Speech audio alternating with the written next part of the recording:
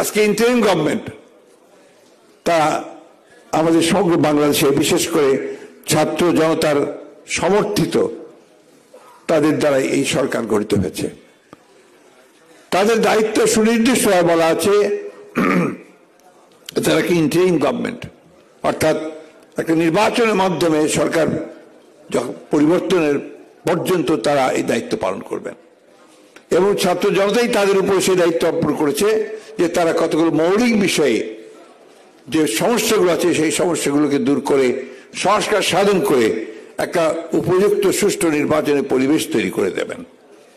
তারা কাজ করেছেন, কাজ করে চলেছেন, আমরা তাদেরকে সমর্থন দিচ্ছি।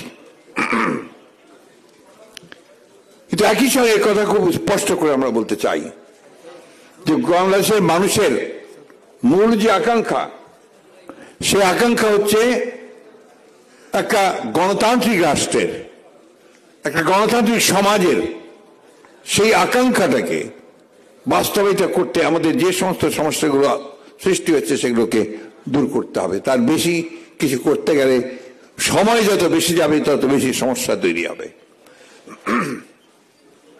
আমি কথাটি স্পষ্ট করেই বলতে চাই, নির্বাচন কেন্দ্রিক যে সমস্ত সংস্কারগুলো আছে সেই সংস্কারগুলো দ্রুত সম্পন্ন করতে হবে এবং আশা করব যে আমাদের নির্বাচন ব্যবস্থা, আমাদের প্রশাসন, নির্বাচন কেন্দ্রিক প্রশাসন, আইন শৃঙ্খলার ব্যবস্থা, বিচার ব্যবস্থা, এগুলোর সংস্কারগুলো করেই আমাদেরকে অতি দ্রুত আমাদের নির্বাচনে যাওয়াটাই হবে এই দেশের মানুষের জন্য সবচেয়ে কল্যাণের।